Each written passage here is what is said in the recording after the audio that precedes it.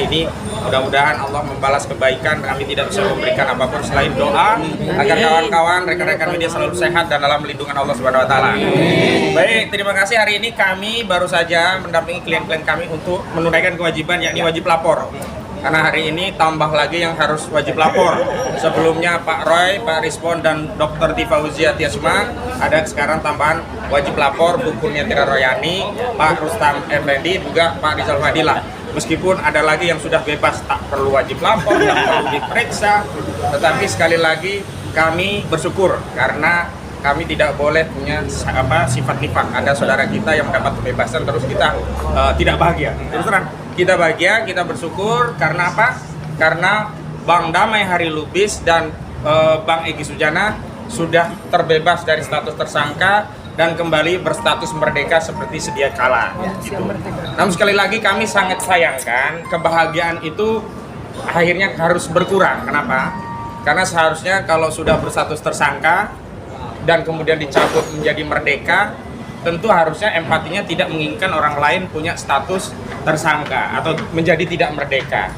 Tapi sayangnya justru terakhir abang-abang kita ini, Bang Damai Hari Lubis dan juga Bang Egy Sujana melaporkan, khususnya Pak Roy Suryo dan saya bahkan Ahmad Kozinuddin.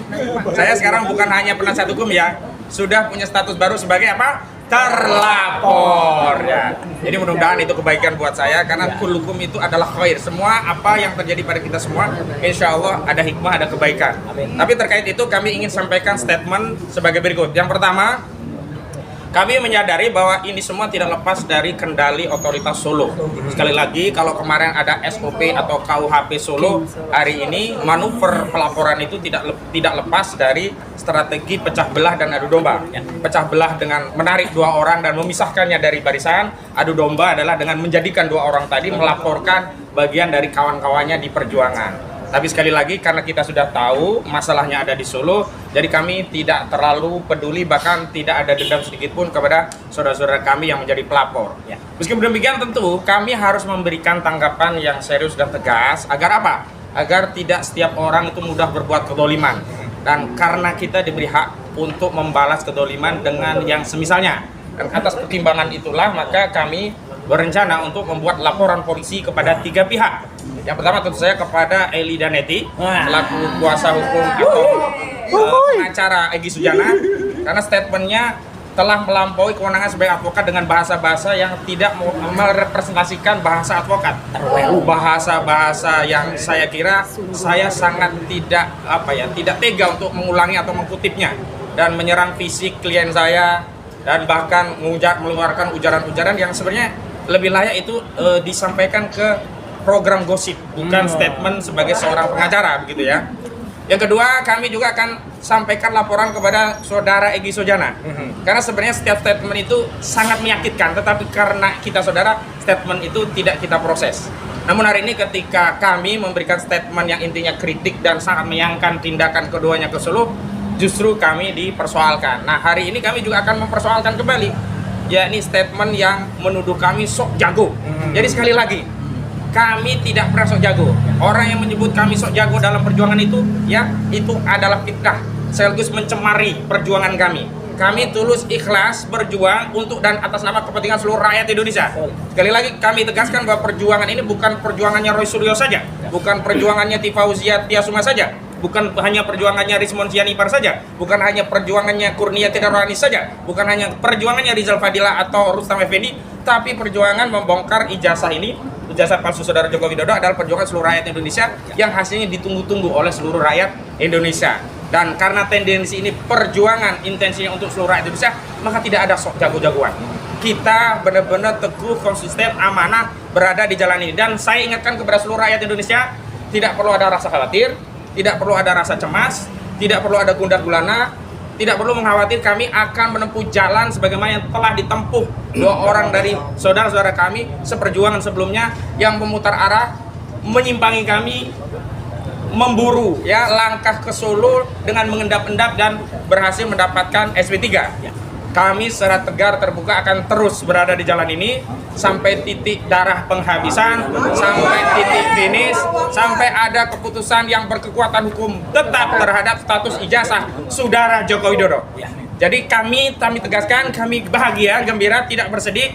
Jadi rakyat Indonesia jangan pernah ada yang berpikiran bahwa kami bersedih dilaporkan. Tidak, kami tetap teguh, tegar, dan terus berjuang.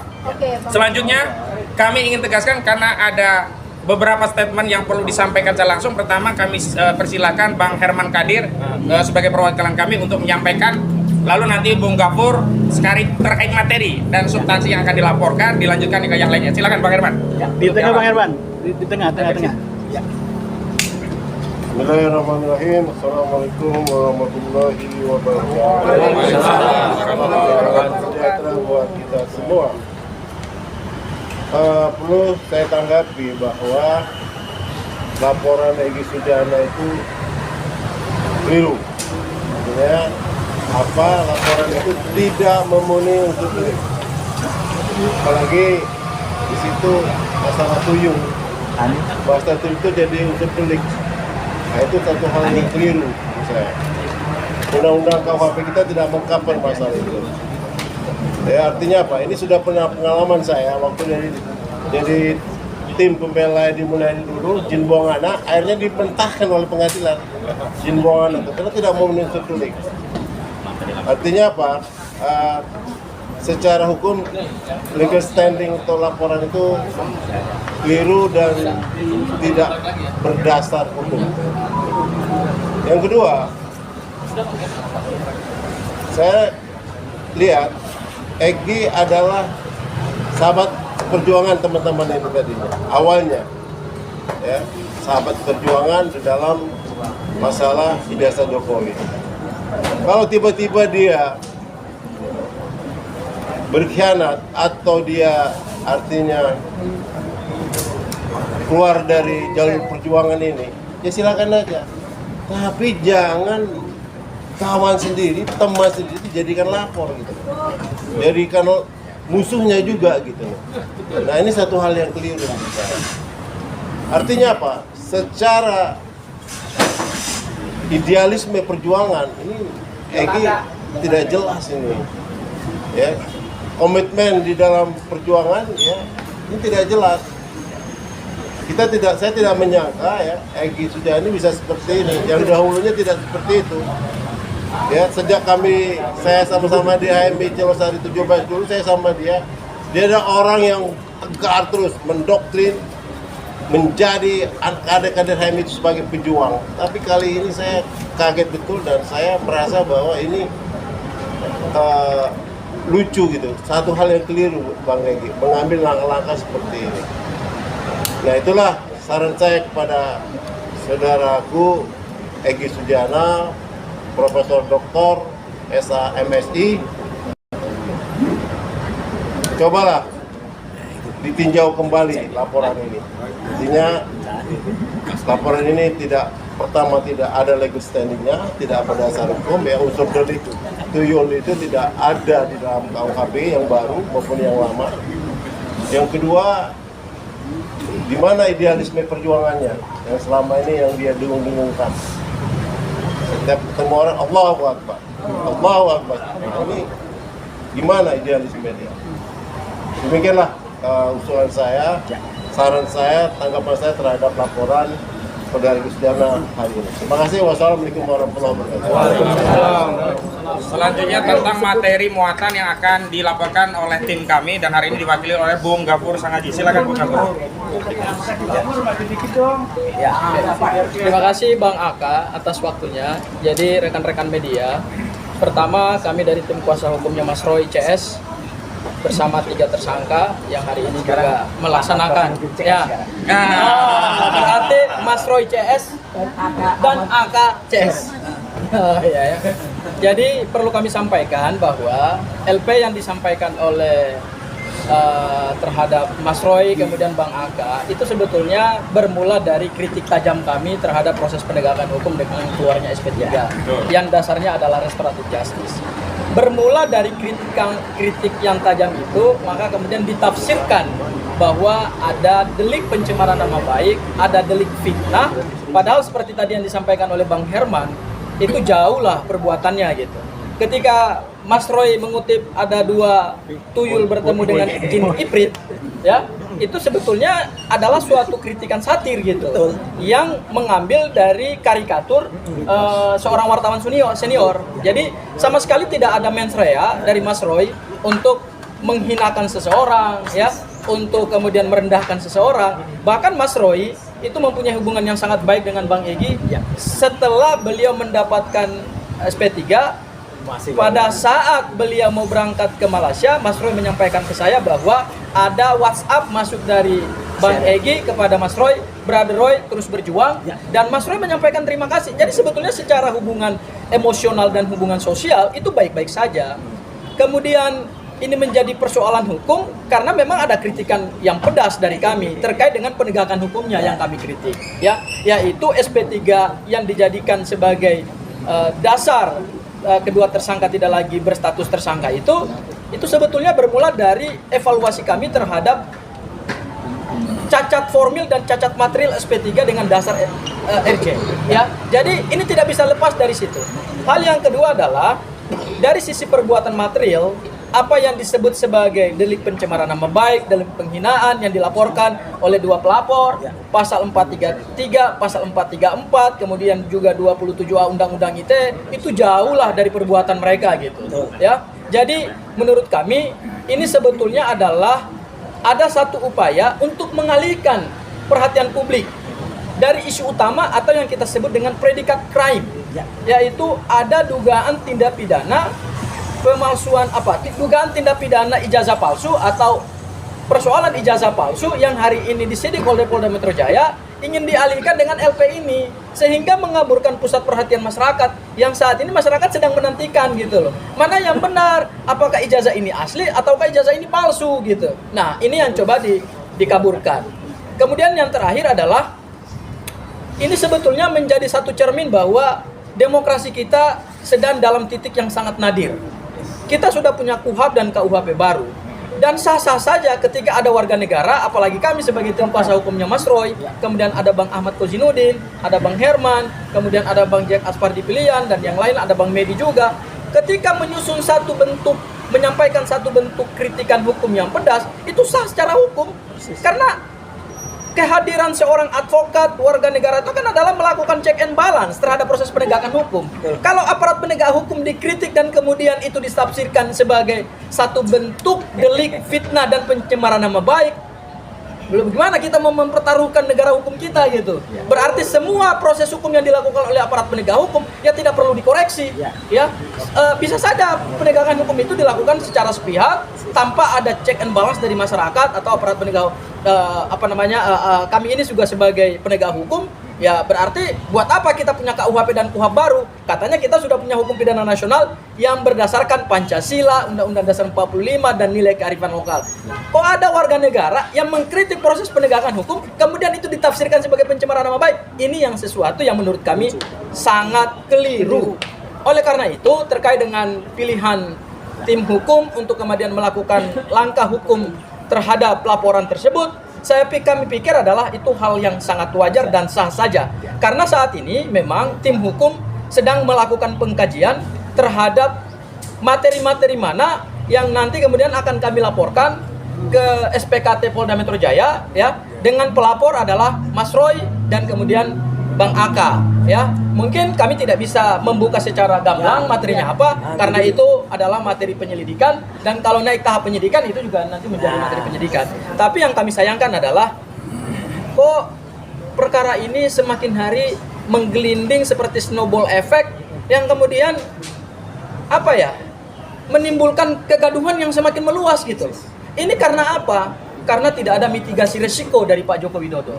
Coba kalau Pak Joko Widodo mau kemudian dari awal menyelesaikan perkara ini dengan sikap kenegarawanan, menunjukkan ijazah itu kepada publik dan mengcounter hasil penelitiannya Mas Roy, Bang Rismon, Dr. Tifa secara ilmiah juga. Jangan melakukan langkah hukum pidana. Begitu langkah hukum pidana diambil, snowball efeknya kemana-mana. Dan terhadap 7 terlapor yang dari pihak Pak Jokowi itu juga sudah dilakukan proses hukum lebih lanjut. Mas Roy kemarin sudah dimintai keterangan, kebetulan kami yang dampingi ya Mas Roy ya. Dan ini akan ada lagi calon-calon terlapor baru. Ini kan sesuatu yang sangat kita sayangkan. Ya, jadi Mas Roy itu yang bisa barangkali saya sampaikan. Nanti ada Dari Bang Rizal, silakan Bang Rizal. Rizal baru Mas Roy. Waalaikumsalam. Allahu Akbar. Allahu Akbar. Persoalan yang kita hadapi itu kecil, insya Allah kita akan hadapi dengan maksimal dan semuanya bisa teratasi karena tujuan kita adalah tujuan yang baik, yang suci, yang mulia demi itu kan menyalurkan aspirasi rakyat, aspirasi masyarakat khususnya tentang kepenasaran apakah ijazah Joko Widodo itu asli atau palsu. Yang sampai saat ini kita masih menduga palsu gitu dan meyakini itu. Maka buktikan dong aslinya. Itu kan kita kejar terus gitu. Nah, saya Bu Kurnia, Pak Rustam tadi baru melakukan wajib lapor. Melanjutkan wajib lapor klaster 2. Jadi ini kayak sekarang dari belakang dulu, 2 dulu baru 1. Harusnya 1 dulu baru 2. Gitu ya. Tapi itu teknis saja ya. Setelah kami lakukan kewajiban hukum itu. Nah, intinya tentu saja dengan melaporkan dan wajib lapor kita penuhi, kita berarti sudah siap. Mau dibawa kemana ini langkah ini, proses ini, kita siap. Mau lanjut, mau berhenti, mau apapun pokoknya. Asal ijazah Joko Widodo bisa terbukti tentang palsu aslinya yang kita yakin itu palsu. Nah, kemudian saya sebagai bagian dari TPUA juga kan tentu saja mengkritisi ini gitu. Terutama ada yang diawali dengan sebelum pelaporan terhadap Pak Roy Suryo dan Pak Ahmad Hojiludin kan pemecatan dulu. Wah, gitu kan. Rekan-rekan di TPUA-nya gitu dipecat. Otoritas pemecatannya sendiri nggak ada. Gitu kan. Dia hanya menyebut hak prerogatif. Hak prerogatif dari mana? Presiden. Itu pertanyaannya. Ya, yang mencopot sendiri. Otoriter itu. Bagaimana mau memperjuangkan demokrasi kalau perilakunya otoriter, gitu kan? Saya kira ini persoalan yang serius, gitu. Sehingga kami juga sedang berpikir, menyiapkan, mematangkan apakah perlu melakukan pelaporan juga seperti yang teman-teman lakukan yang lain, gitu kan, atas pemecatan ini. Karena apa? Tersinggung kita semua. Ada perkataan tidak sesuai dengan garis perjuangan TPUA. Itu alasannya. Garis perjuangan TPUA itu membela ulama dan membela aktivis. Bukan ngelaporin aktivis. Bukan ngelaporin aktivis. Begitu. Jadi ketika dia melenceng, siapa yang keluar dari garis-garis perjuangan TPUA? Gitu. Maka kita sedang dalami itu. Gitu ya. Itu poin 1. Poin 2 adalah bahwa iya pakai dalil-dalil, iya kan? Dalil-dalil Musa Harun, Firaun, tongkat Nabi Musa, begitu. Ini sedang kita dalami juga. Apakah masuk kualifikasi penistaan agama? Kalau saya pribadi tersinggung, Nabi Musa direndahkan begitu, Nabi Harun direndahkan begitu. Kemudian Firaun beda polanya. Kalau Firaun mau membunuh Nabi Musa, ini malah Firaun membebaskan Egy. Jadi ini persoalannya jadi berbeda. Begitu. Sedang kita dalami. Kita akan tanyakan ke ulama. Kita akan tanyakan nanti ke MUI. Kita akan tanyakan ke orang-orang Islam bahwa apa yang dilakukan oleh Egy dengan mengutip-utip ayat itu atau itu yang mengaitkan dengan Musa, Harun, Firaun, tongkat Nabi Musa, itu sebenarnya keliru, salah besar, gitu. Bahkan sebagai Muslim tersinggung kita, Nabi kita direndahkan. Saya kira ini yang sedang kita pertimbangkan, kita pikirkan. Jadi jika Bang Aka, Bang Roy sedang memikirkan juga langkah berikutnya, maka kami bagian dari TPUA juga sedang memikirkan, mendalami. Kalau saja Bang Egy tidak mencabut laporan Bang Roy dan Bang Aka, kita akan menindaklanjuti dengan langkah berikutnya. Saya kira ini adalah bagian penting dalam perjuangan kita. Kita bersama bersatu, gitu. hanya anak kambing yang memencilkan diri yang dimakan serigala. Dan sayangnya Bang Egy dan Bang DHL sudah memencilkan diri. Berarti sudah dimakan serigala. Serigala nilai, serigala kekuasaan, serigala kekayaan, atau serigala-serigala yang buruk yang menyebabkan hilang dari komunitas bersamanya. Oleh karena itu, kita tetap bersatu, karena kita yakin bersatu kita teguh, bercerai kita runtuh, dan kita masih bersatu. Bang Egy dan Bang DHL sudah bercerai. Mudah-mudahan bisa disadari dan tobat kembali ya, karena sebagai muslim harus mendoakan sesamanya. Terima kasih. Wassalamualaikum warahmatullahi wabarakatuh. Langsung Mas Roy. Langsung Pak. Geser Pak, biar jangan ke tengah. Setelah itu pembahasan. Assalamualaikum warahmatullahi wabarakatuh. Waalaikumsalam. Ya, rekan-rekan sekalian, pertama-tama seperti tadi disampaikan oleh Bang Ahmad Kosinudin sebagai koordinator non litigasi kami, dan juga atas restu dari Pak Petrus Celestinus sebagai koordinator litigasi, dan juga Bang Abraham Samad. Hari ini kita bersama-sama dengan para pejuang yang tadi barusan menyelesaikan wajib lapor, saya juga sih. Yaitu Mbak, kan maksudnya wajib lapornya. Ya, ada Bu Kurnia Triroyani, ada Mas Rustam, kemudian ada Pak Rizal ya. Jadi kita menyampaikan beberapa hal yang sangat penting hari ini. Yang pertama, saya tidak akan mengulangi statement yang sangat agamis dari Pak Rizal Fadila tadi. Yang jelas apa? Ya, agak terlalu, kalau dalam bahasa saya, kalau saya nulis tuh terwelu. Ya. Terwelu. Karena apa? Nabi Musa dan Nabi Harun itu beberapa hari yang lalu itu kita peringati dalam peristiwa peringatan Isra Mi'raj. Nabi Musa dan Nabi Harun adalah nabi yang ditemui oleh Muhammad SAW dalam perjalanannya dari Masjidil Haram ke Masjidil Aqsa di Mekah ke Palestina ya. Ketika naik Sidratul Muntaha, Nabi Musa itu berada di langit kelima dan Nabi Harun itu berada di langit keenam. Artinya apa? Artinya itu nabi-nabi pilihan dari Allah Subhanahu wa taala untuk menemui Nabi Muhammad SAW, ya. Dan itu berarti apa? Yang pertama akan ditemukan Nabi Adam, terus kemudian ada Nabi Musa dan Nabi Harun dan lain sebagainya. Artinya ini benar kalau misalnya ada orang-orang yang kemudian nanti tidak terima dan melaporkan karena ini sudah penistaan agama, ya. Panji saja dilaporkan, ya, karena penistaan agama. Ini lebih lagi, apalagi katanya menemui Fir'aun. Lebih jahat Fir'aunnya atau lebih jahat yang ditemui? Nah, itu kita nggak tahu ya. Nah, maka saya di kesempatan ini malah berterima kasih dan mengapresiasi seorang wartawan senior dari dulu adalah mantan ketua AJI, Aliansi Jurnalis Independen, yang bernama Pak Lukas Luarso, yang sudah sebenarnya membantu Egy dan membantu DHL dengan menyederhanakan, nggak usah pakai nabi-nabian, pakai aja istilah dua tuyul ketemu Jin Ifrit, ya, dan itu ada ilustrasinya, nih ilustrasinya.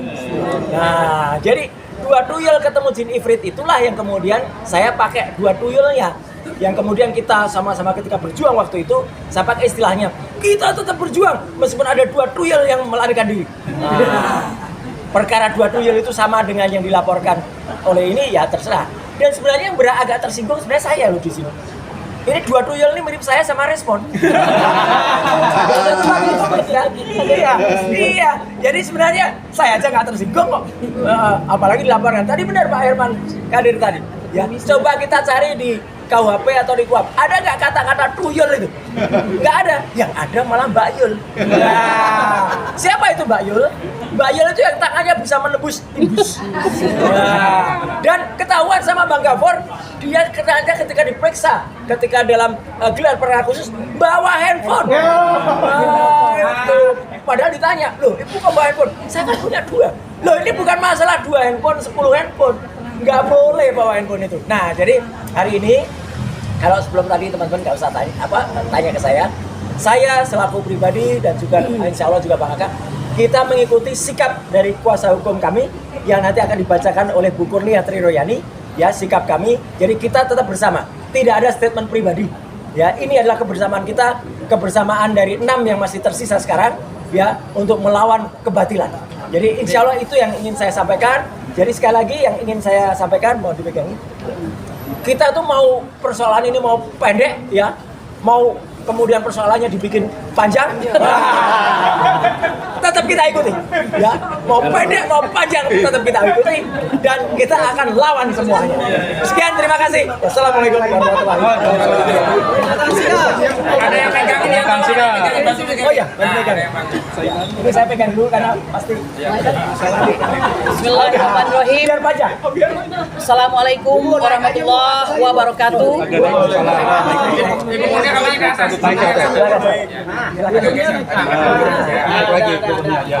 Salam sejahtera untuk kita semua. Saya pegang itu kan. Sebelum saya membacakan pernyataan hukum, saya ingin membacakan sikap bijak kita pada hari ini.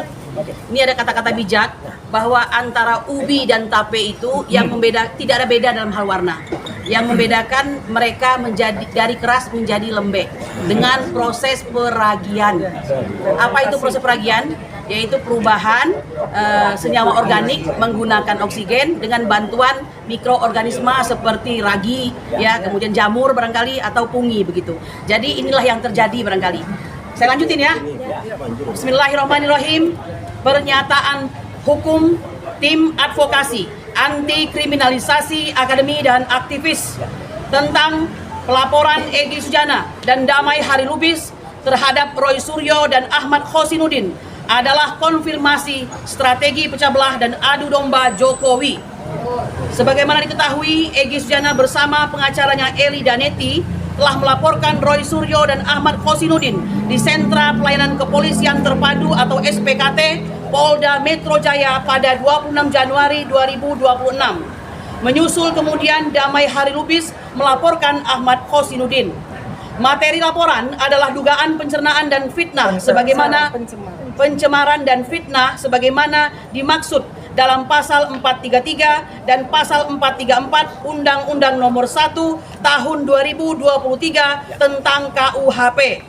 Berkenaan dengan hal ini, kami tim advokasi anti kriminalisasi akademisi dan aktivis menyampaikan sikap dan pernyataan hukum sebagai berikut.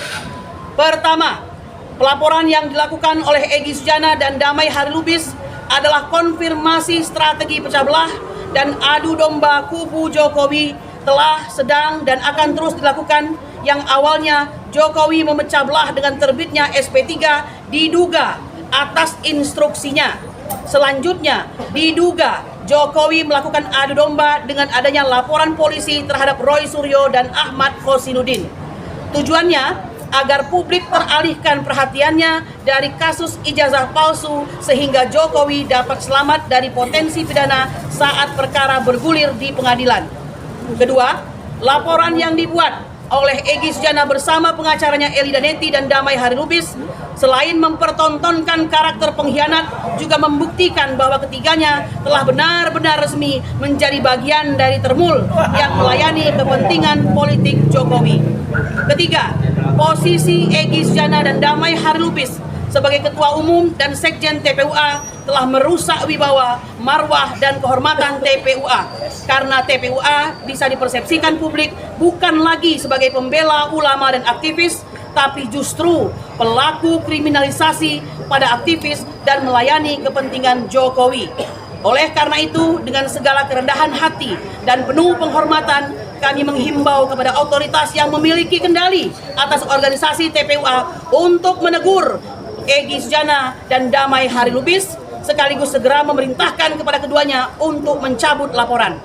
Keempat, atas dasar pembelaan diri dan hak untuk membalas kezaliman, kami berencana melaporkan Egy Sujana, Eli Daneti, dan Damai Hari Lubis atas tuduhan sok jago, merendahkan fisik dan martabat, serta kehormatan orang yang sedang berjuang, sekaligus dugaan pencemaran dan fitnah yang telah dilakukan, yang bukti videonya telah beredar luas dan sempat kami dokumentasikan. Kendati ada sebagian yang telah di-take down atau dihapus oleh akun YouTube penggugah, demikian pernyataan kami sampaikan. Jakarta, 29 Januari 2029, tertanda Petrus Salistinus Sarjana Hukum, Koordinator Litigasi, Ahmad Khosinuddin Sarjana Hukum, Koordinator Non-Litigasi, dibacakan oleh Kurnia Tri Rayani Sarjana Hukum. Demikian. Luar biasa. Mantap. Cukup ya? Ya, silakan. Gue sebagai tersangka dalam kasus ini bertiga dengan Pak Rizal Fadila dan Pak Rustan Effendi. Fase pertama itu, apakah sudah ada pelayangan panggilan perdana sebagai tersangka? Karena sampai saat ini belum pernah diperiksa ya, Bu? Yang Sudah. sudah. Sudah diperiksa kemarin tanggal 22 Januari 2026 ya. Sudah. Kan kita membersamai malam sampai malam itu. Saya belum diperiksa saksi ahli. Oke, Bu. Kemudian wajib lapor ini baru hari ini apakah udah Ini pernah yang sebelumnya? pertama, wajib lapor perdana Setiap ini. hari apa? Setiap hari Kamis. Tapi mereka tidak terlalu ketat dalam artian kalau memang mau berubah hari asal koordinasi begitu. Laporan terhadap Pak Egy Sujana dan Damai Hari Lubis ini apa saja bukti yang dilampirkan nanti?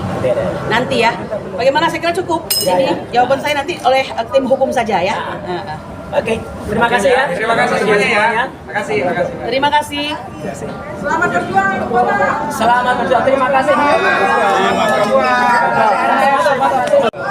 Terima kasih dan apresiasi setinggi-tingginya kepada rekan-rekan media yang telah lagi-lagi memenuhi undangan kami untuk konferensi pers pada kesempatan kali ini. Mudah-mudahan Allah membalas kebaikan. Kami tidak bisa memberikan apapun selain doa agar kawan-kawan, rekan-rekan media selalu sehat dan dalam lindungan Allah Subhanahu wa taala. Baik, terima kasih. Hari ini kami baru saja mendampingi klien-klien kami untuk menunaikan kewajiban, yakni wajib lapor. Karena hari ini tambah lagi yang harus wajib lapor. Sebelumnya Pak Roy, Pak Rispon, dan Dr. Tifa Huzia Tiasma. Ada sekarang tambahan wajib lapor Bu Kurniatira Royani, Pak Rustam Effendi, juga Pak Rizal Fadila. Meskipun ada lagi yang sudah bebas, tak perlu wajib lapor, tak perlu diperiksa. Tetapi sekali lagi kami bersyukur karena kami tidak boleh punya sifat nifak. Ada saudara kita yang mendapat kebebasan terus kita tidak bahagia. Terus terang, kita bahagia, kita bersyukur karena apa? Karena Bang Damai Hari Lubis dan Bang Egy Sujana sudah terbebas dari status tersangka dan kembali berstatus merdeka seperti sedia kala. Gitu. Namun sekali lagi kami sangat sayangkan kebahagiaan itu akhirnya harus berkurang. Kenapa? Karena seharusnya kalau sudah berstatus tersangka dan kemudian dicabut menjadi merdeka, tentu harusnya empatinya tidak menginginkan orang lain punya status tersangka atau menjadi tidak merdeka. Tapi sayangnya justru terakhir abang-abang kita ini, Bang Damai Hari Lubis dan juga Bang Egy Sujana melaporkan, khususnya Pak Roy Suryo dan saya bahkan Ahmad Kozinuddin. Saya sekarang bukan hanya penasihat hukum ya, sudah punya status baru sebagai apa? Terlapor ya. Jadi mudah-mudahan itu kebaikan buat saya karena hukum itu adalah khair. Semua apa yang terjadi pada kita semua, insya Allah ada hikmah, ada kebaikan. Tapi terkait itu kami ingin sampaikan statement sebagai berikut. Yang pertama, kami menyadari bahwa ini semua tidak lepas dari kendali otoritas Solo. Sekali lagi, kalau kemarin ada SOP atau KUHP Solo, hari ini manuver pelaporan itu tidak lepas dari strategi pecah belah dan adu domba. Pecah belah dengan menarik dua orang dan memisahkannya dari barisan. Adu domba adalah dengan menjadikan dua orang tadi melaporkan bagian dari kawan-kawannya di perjuangan. Tapi sekali lagi karena kita sudah tahu masalahnya ada di Solo, jadi kami tidak terlalu peduli, bahkan tidak ada dendam sedikit pun kepada saudara-saudara kami yang menjadi pelapor. Meskipun demikian tentu kami harus memberikan tanggapan yang serius dan tegas agar apa? Agar tidak setiap orang itu mudah berbuat kedoliman. Dan karena kita diberi hak untuk membalas kedoliman dengan yang semisalnya. Dan atas pertimbangan itulah maka kami berencana untuk membuat laporan polisi kepada 3 pihak. Yang pertama tentu saya kepada Eli Daneti, selaku kuasa hukum atau pengacara Egy Sujana, karena statementnya telah melampaui kewenangan sebagai advokat dengan bahasa-bahasa yang tidak merepresentasikan bahasa advokat. Bahasa-bahasa yang saya kira saya sangat tidak tega untuk mengulangi atau mengkutipnya dan menyerang fisik klien saya dan bahkan mengeluarkan ujaran-ujaran yang sebenarnya lebih layak itu disampaikan ke program gosip, bukan statement sebagai seorang pengacara begitu ya. Yang kedua, kami juga akan sampaikan laporan kepada saudara Egy Sujana. Karena sebenarnya setiap statement itu sangat menyakitkan, tetapi karena kita saudara, statement itu tidak kita proses. Namun hari ini ketika kami memberikan statement yang intinya kritik dan sangat menyayangkan tindakan keduanya ke Solo, justru kami dipersoalkan. Nah, hari ini kami juga akan mempersoalkan kembali, yakni statement yang menuduh kami sok jago. Jadi sekali lagi, kami tidak pernah sok jago. Orang yang menyebut kami sok jago dalam perjuangan itu, ya, itu adalah fitnah sekaligus mencemari perjuangan kami. kami tulus ikhlas berjuang untuk dan atas nama kepentingan seluruh rakyat Indonesia. Sekali lagi kami tegaskan bahwa perjuangan ini bukan perjuangannya Roy Suryo saja, bukan perjuangannya Tifauzia Tiasuma saja, bukan hanya perjuangannya Rismon Sianipar saja, bukan hanya perjuangannya Kurnia Tidarwani saja, bukan hanya perjuangannya Rizal Fadila atau Rustam Effendi, tapi perjuangan membongkar ijazah ini, ijazah palsu saudara Joko Widodo adalah perjuangan seluruh rakyat Indonesia yang hasilnya ditunggu-tunggu oleh seluruh rakyat Indonesia. Dan karena tendensi ini perjuangan intensinya untuk seluruh rakyat Indonesia, maka tidak ada sok jago-jagoan. Kita benar-benar teguh, konsisten, amanah berada di jalan ini. Dan saya ingatkan kepada seluruh rakyat Indonesia, tidak perlu ada rasa khawatir, tidak perlu ada rasa cemas, tidak perlu ada gundah gulana, tidak perlu mengkhawatir. Kami akan menempuh jalan sebagaimana yang telah ditempuh dua orang dari saudara-saudara kami seperjuangan sebelumnya yang memutar arah, menyimpangi kami, memburu ya langkah ke Solo dengan mengendap-endap dan berhasil mendapatkan SP3. Kami secara tegar terbuka akan terus berada di jalan ini sampai titik darah penghabisan, sampai titik finish, sampai ada keputusan yang berkekuatan hukum tetap terhadap status ijazah saudara Joko Widodo. Jadi kami tegaskan, kami bahagia, gembira, tidak bersedih. Jadi rakyat Indonesia jangan pernah ada yang berpikiran bahwa kami bersedih dilaporkan. Tidak, kami tetap teguh, tegar, dan terus berjuang. Selanjutnya, kami ingin tegaskan karena ada beberapa statement yang perlu disampaikan secara langsung. Pertama, kami persilakan Bang Herman Kadir sebagai perwakilan kami untuk menyampaikan. Lalu nanti Bung Gafur sekali terkait materi dan substansi yang akan dilaporkan, dilanjutkan ke yang lainnya. Silakan Bang Herman. Di tengah Bang Herman, di tengah. Ya. Bismillahirrahmanirrahim. Assalamualaikum warahmatullahi wabarakatuh. Sejahtera buat kita semua. Perlu saya tanggapi bahwa laporan Egy Sujana itu keliru. Artinya laporan itu tidak memenuhi unsur delik. Apalagi di situ masalah tuyul. Bahasa tuyul itu jadi unsur delik. Nah, itu satu hal yang keliru menurut saya. Undang-undang KUHP kita tidak mengcover masalah itu. Ya, artinya apa? Ini sudah pernah pengalaman saya waktu jadi tim pembela dimulai dulu, jin buang anak, akhirnya dimentahkan oleh pengadilan jin buang anak itu karena tidak mau menuntut delik. Artinya apa? Secara hukum legal standing untuk laporan itu keliru dan tidak berdasar hukum. Yang kedua,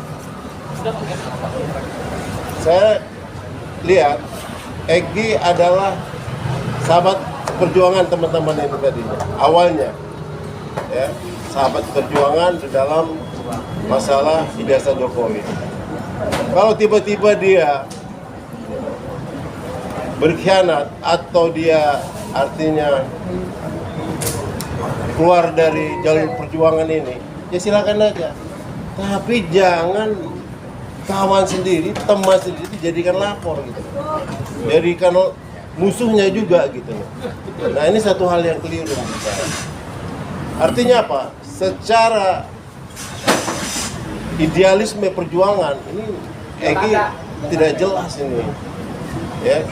Komitmen di dalam perjuangan ya ini tidak jelas. Saya tidak menyangka ya Egy Sujana bisa seperti ini. Yang dahulunya tidak seperti itu. Ya, sejak saya sama-sama di HMI Celosari 17 dulu saya sama dia ada orang yang tegar terus mendoktrin menjadi kader-kader HMI itu sebagai pejuang. Tapi kali ini saya kaget betul dan saya merasa bahwa ini lucu gitu. Satu hal yang keliru Bang Egy mengambil langkah-langkah seperti ini. Nah, itulah saran saya kepada saudaraku Egy Sujana, Profesor Dr. SHMSI, cobalah ditinjau kembali laporan ini. Artinya laporan ini tidak ada legal standingnya, tidak ada dasar hukum, ya unsur delik tuyul itu tidak ada di dalam KUHP yang baru maupun yang lama. Yang kedua, di mana idealisme perjuangannya yang selama ini yang dia dengung-dengungkan. Setiap ketemu orang, Allahu Akbar. Nah, ini gimana idealisme dia? Demikianlah usulan saya. saran saya, tanggapan saya terhadap laporan Saudara Egy Sujana hari ini. Terima kasih. Wassalamualaikum warahmatullahi wabarakatuh. Selanjutnya tentang materi muatan yang akan dilaporkan oleh tim kami dan hari ini diwakili oleh Bung Gafur Sangaji. Silakan Bung Gafur. Terima kasih Bang Aka atas waktunya. Jadi rekan-rekan media, pertama kami dari tim kuasa hukumnya Mas Roy CS bersama 3 tersangka yang hari ini juga melaksanakan ya. Berarti Mas Roy CS dan AK CS. Ya. Jadi perlu kami sampaikan bahwa LP yang disampaikan oleh terhadap Mas Roy kemudian Bang Aka itu sebetulnya bermula dari kritik tajam kami terhadap proses penegakan hukum dengan keluarnya SP3 yang dasarnya adalah restoratif justice. Bermula dari kritik yang tajam itu, maka kemudian ditafsirkan bahwa ada delik pencemaran nama baik, ada delik fitnah, padahal seperti tadi yang disampaikan oleh Bang Herman, itu jauhlah perbuatannya gitu. Ketika Mas Roy mengutip ada 2 tuyul bertemu dengan jin iprit, ya, itu sebetulnya adalah suatu kritikan satir gitu, yang mengambil dari karikatur seorang wartawan senior. Jadi sama sekali tidak ada mens rea dari Mas Roy untuk menghinakan seseorang, ya, untuk kemudian merendahkan seseorang. Bahkan Mas Roy itu mempunyai hubungan yang sangat baik dengan Bang Egy. Setelah beliau mendapatkan SP3, pada saat beliau mau berangkat ke Malaysia, Mas Roy menyampaikan ke saya bahwa ada WhatsApp masuk dari Bang Egy kepada Mas Roy, Brother Roy terus berjuang, dan Mas Roy menyampaikan terima kasih. Jadi sebetulnya secara hubungan emosional dan hubungan sosial itu baik-baik saja. Kemudian ini menjadi persoalan hukum karena memang ada kritikan yang pedas dari kami terkait dengan penegakan hukumnya yang kami kritik, ya, yaitu SP3 yang dijadikan sebagai dasar kedua tersangka tidak lagi berstatus tersangka itu sebetulnya bermula dari evaluasi kami terhadap cacat formil dan cacat material SP3 dengan dasar RJ, ya. Jadi ini tidak bisa lepas dari situ. Hal yang kedua adalah dari sisi perbuatan material, apa yang disebut sebagai delik pencemaran nama baik, delik penghinaan yang dilaporkan oleh 2 pelapor, pasal 433, pasal 434, kemudian juga 27A Undang-Undang ITE, itu jauhlah dari perbuatan mereka gitu, ya. Jadi menurut kami ini sebetulnya adalah ada satu upaya untuk mengalihkan perhatian publik dari isu utama atau yang kita sebut dengan predikat crime, yaitu ada dugaan tindak pidana pemalsuan dugaan tindak pidana ijazah palsu atau persoalan ijazah palsu yang hari ini disidik oleh Polda Metro Jaya ingin dialihkan dengan LP ini, sehingga mengaburkan pusat perhatian masyarakat yang saat ini masyarakat sedang menantikan gitu loh. Mana yang benar, apakah ijazah ini asli ataukah ijazah ini palsu gitu. Nah, ini yang coba dikaburkan. Kemudian yang terakhir adalah ini sebetulnya menjadi satu cermin bahwa demokrasi kita sedang dalam titik yang sangat nadir. Kita sudah punya KUHP dan KUHP baru, dan sah-sah saja ketika ada warga negara, apalagi kami sebagai tim kuasa hukumnya Mas Roy, kemudian ada Bang Ahmad Kozinudin, ada Bang Herman, kemudian ada Bang Jack Aspardi Pilihan, dan yang lain ada Bang Medi juga. Ketika menyusun satu bentuk, menyampaikan satu bentuk kritikan hukum yang pedas, itu sah secara hukum, karena kehadiran seorang advokat warga negara itu kan adalah melakukan check and balance terhadap proses penegakan hukum. Kalau aparat penegak hukum dikritik dan kemudian itu ditafsirkan sebagai satu bentuk delik fitnah dan pencemaran nama baik, bagaimana kita mau mempertaruhkan negara hukum kita gitu? Berarti semua proses hukum yang dilakukan oleh aparat penegak hukum ya tidak perlu dikoreksi, ya. Bisa saja penegakan hukum itu dilakukan secara sepihak tanpa ada check and balance dari masyarakat atau aparat penegak kami ini juga sebagai penegak hukum, ya berarti buat apa kita punya KUHP dan KUHP baru? Katanya kita sudah punya hukum pidana nasional yang berdasarkan Pancasila, Undang-Undang Dasar 45 dan nilai kearifan lokal. Kok ada warga negara yang mengkritik proses penegakan hukum, kemudian itu ditafsirkan sebagai pencemaran nama baik? Ini yang sesuatu yang menurut kami sangat keliru. Oleh karena itu, terkait dengan pilihan tim hukum untuk kemudian melakukan langkah hukum terhadap laporan tersebut, kami pikir adalah itu hal yang sangat wajar dan sah saja. Karena saat ini memang tim hukum sedang melakukan pengkajian terhadap materi-materi mana yang nanti kemudian akan kami laporkan ke SPKT Polda Metro Jaya, ya, dengan pelapor adalah Mas Roy dan kemudian Bang Aka, ya. Mungkin kami tidak bisa membuka secara gamblang materinya apa, karena itu adalah materi penyelidikan, dan kalau naik tahap penyidikan itu juga nanti menjadi materi penyidikan. Tapi yang kami sayangkan adalah kok perkara ini semakin hari menggelinding seperti snowball effect yang kemudian apa ya, menimbulkan kegaduhan yang semakin meluas gitu. Ini karena apa? Karena tidak ada mitigasi risiko dari Pak Joko Widodo. Coba kalau Pak Joko Widodo mau kemudian dari awal menyelesaikan perkara ini dengan sikap kenegarawanan, menunjukkan ijazah itu kepada publik dan mengcounter hasil penelitiannya Mas Roy, Bang Rismon, Dr. Tifa secara ilmiah juga. Jangan melakukan langkah hukum pidana. Begitu langkah hukum pidana diambil, snowball efeknya kemana-mana. Dan terhadap 7 terlapor yang dari pihak Pak Jokowi itu juga sudah dilakukan proses hukum lebih lanjut. Mas Roy kemarin sudah dimintai keterangan, kebetulan kami yang dampingi ya Mas Roy ya. Dan ini akan ada lagi calon-calon terlapor baru. Ini kan sesuatu yang sangat kita sayangkan. Ya, jadi Mas Roy itu yang bisa barangkali saya sampaikan. Nanti ada dari Bang Rizal, silakan Bang Rizal.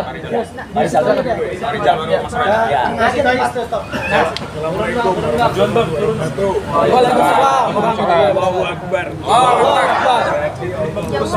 Persoalan yang kita hadapi itu kecil, insya Allah kita akan hadapi dengan maksimal dan semuanya bisa teratasi karena tujuan kita adalah tujuan yang baik, yang suci, yang mulia demi itu kan menyalurkan aspirasi rakyat, aspirasi masyarakat khususnya tentang kepenasaran apakah ijazah Joko Widodo itu asli atau palsu, yang sampai saat ini kita masih menduga palsu gitu dan meyakini itu.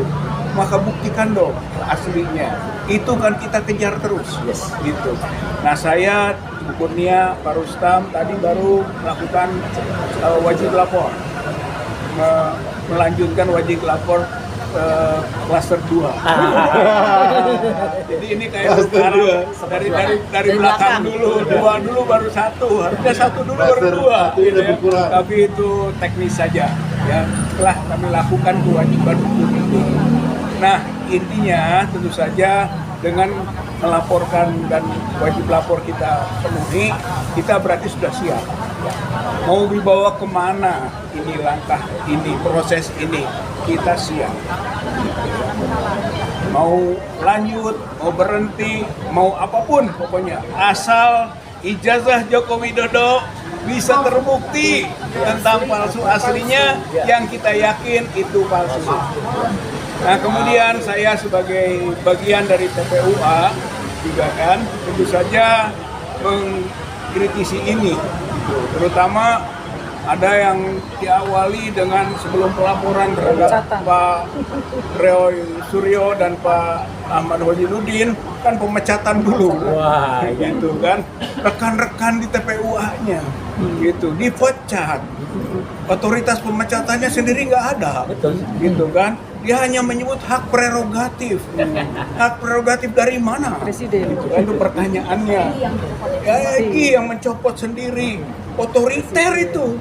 Bagaimana mau memperjuangkan demokrasi kalau perilakunya otoriter, gitu kan? Saya kira ini persoalan yang serius, gitu. Sehingga kami juga sedang berpikir, menyiapkan, mematangkan apakah perlu melakukan pelaporan juga seperti yang teman-teman lakukan yang lain, gitu kan, atas pemecatan ini. Karena apa? Tersinggung kita semua. Ada perkataan tidak sesuai dengan garis perjuangan TPUA. Itu alasannya. Garis perjuangan TPUA itu membela ulama dan membela aktivis. Bukan ngelaporin aktivis. Bukan ngelaporin aktivis. Begitu. Jadi ketika dia melenceng, siapa yang keluar dari garis-garis perjuangan TPUA? Gitu, maka kita sedang dalami itu, gitu ya. Itu poin 1. Poin 2 adalah bahwa iya pakai dalil-dalil, ya kan, dalil-dalil Musa Harun, Firaun, tongkat Nabi Musa, begitu. Ini sedang kita dalami juga. Apakah masuk kualifikasi penistaan agama? Kalau saya pribadi tersinggung, Nabi Musa direndahkan begitu, Nabi Harun direndahkan begitu, kemudian Firaun beda polanya. Kalau Firaun mau membunuh Nabi Musa, ini malah Firaun membebaskan Egy. Jadi ini persoalannya jadi berbeda. Begitu. Sedang kita dalami. Kita akan tanyakan ke ulama. Kita akan tanyakan nanti ke MUI.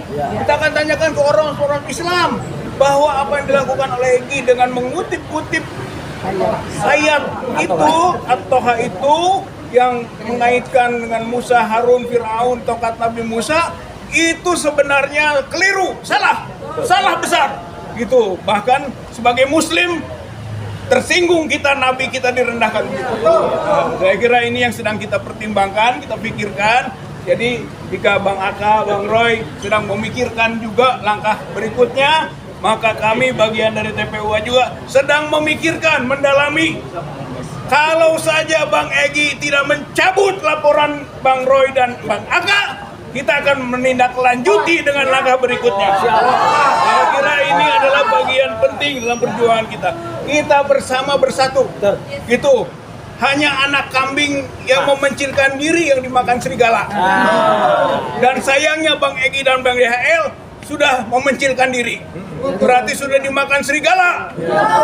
Serigala nilai, serigala kekuasaan, serigala kekayaan, atau serigala-serigala yang buruk yang menyebabkan hilang dari komunitas bersamanya. Oleh karena itu kita tetap bersatu, karena kita yakin bersatu kita teguh, bercerai kita runtuh, dan kita masih bersatu. Bang Egy dan Bang DHL sudah bercerai. Mudah-mudahan bisa disadari dan tobat kembali ya. Karena sebagai muslim harus mendoakan sesamanya. Terima kasih. Wassalamualaikum warahmatullahi wabarakatuh. Langsung Mas Roy. Langsung.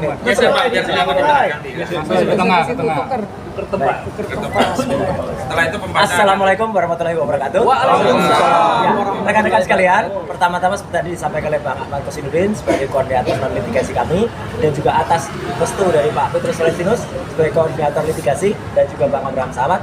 Hari ini kita bersama-sama dengan para pejuang yang tadi barusan menyelesaikan wajib lapor, saya juga sih. Gitu. Ya itu, bahkan maksudnya wajib lapornya. Ya, ada Bu Kurnia Triwyani, ada Mas Rustam, kemudian ada Pak Rizal ya.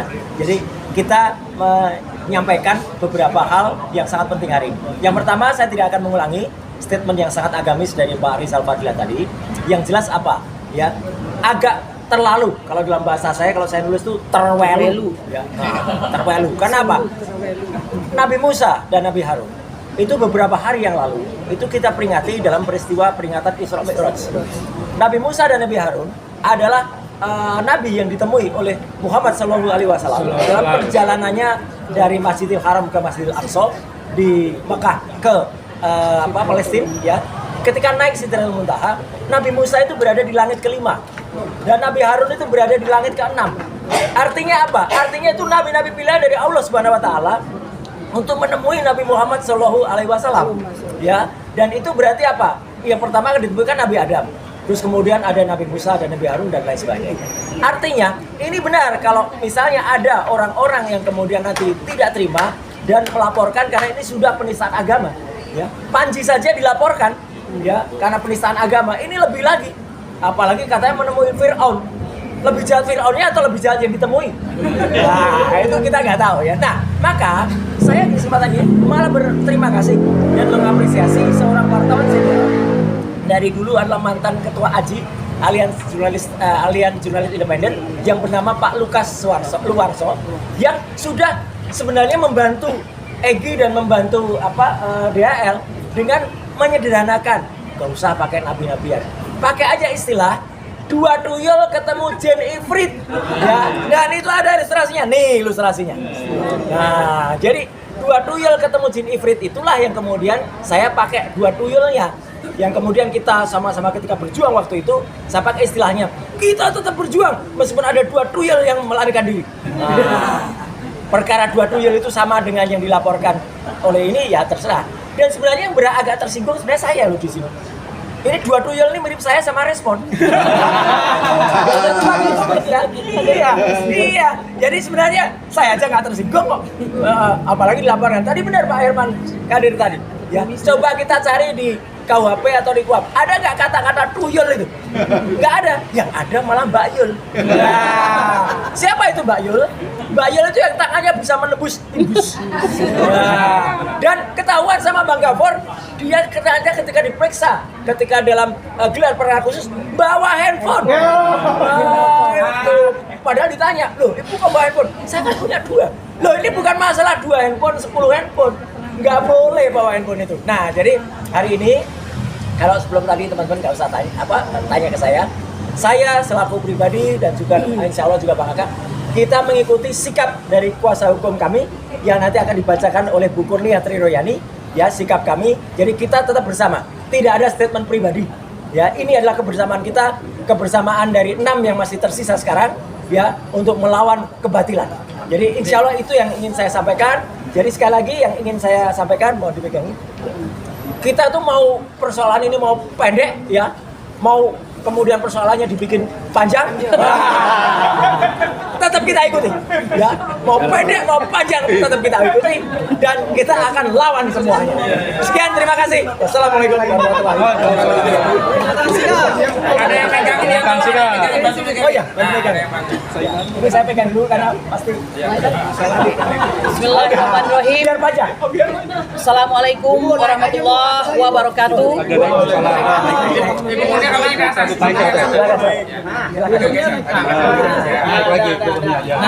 Salam sejahtera untuk kita semua. Saya pegang itu Sebelum saya membacakan pernyataan hukum, saya ingin membacakan sikap bijak kita pada hari ini. Ini ada kata-kata bijak bahwa antara ubi dan tape itu yang tidak ada beda dalam hal warna. Yang membedakan mereka menjadi dari keras menjadi lembek dengan proses peragian. Apa itu proses peragian? Yaitu perubahan senyawa organik menggunakan oksigen dengan bantuan mikroorganisme seperti ragi, ya, kemudian jamur barangkali atau pungi begitu. Jadi inilah yang terjadi barangkali. Saya lanjutin ya. Bismillahirrahmanirrahim. Pernyataan hukum tim advokasi anti kriminalisasi akademi dan aktivis tentang pelaporan Egy Sujana dan Damai Hari Lubis terhadap Roy Suryo dan Ahmad Khosinuddin adalah konfirmasi strategi pecah belah dan adu domba Jokowi. Sebagaimana diketahui, Egy Sujana bersama pengacaranya Eli Danetti telah melaporkan Roy Suryo dan Ahmad Khosinuddin di Sentra Pelayanan Kepolisian Terpadu atau SPKT Polda Metro Jaya pada 26 Januari 2026. Menyusul kemudian Damai Hari Lubis melaporkan Ahmad Khosinuddin. Materi laporan adalah dugaan pencernaan dan fitnah sebagaimana pencemaran dan fitnah sebagaimana dimaksud dalam pasal 433 dan pasal 434 Undang-Undang Nomor 1 Tahun 2023 tentang KUHP. Berkenaan dengan hal ini, kami tim advokasi anti kriminalisasi akademisi dan aktivis menyampaikan sikap dan pernyataan hukum sebagai berikut. Pertama, pelaporan yang dilakukan oleh Egy Sujana dan Damai Hari Lubis adalah konfirmasi strategi pecah belah dan adu domba kubu Jokowi telah, sedang, dan akan terus dilakukan yang awalnya Jokowi memecah belah dengan terbitnya SP3 diduga atas instruksinya.